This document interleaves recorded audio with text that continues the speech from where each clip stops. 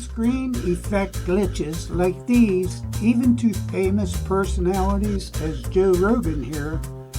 I'm surprised about this being an ad for car insurance. Should have been a little more particular shooting this, Joe.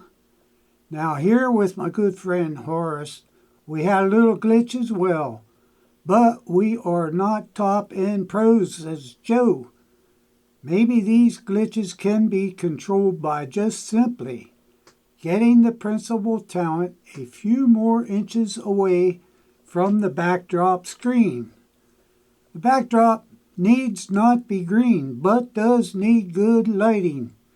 Talent needs to be away from the green screen or whatever, far enough not to cause shadows. With AI, there are different ways to approach the green screen-like effect. It does get tricky and needs testing to see what will work for you. Now, I haven't seen that Joe Rogan ad since I came up with this idea to do this video.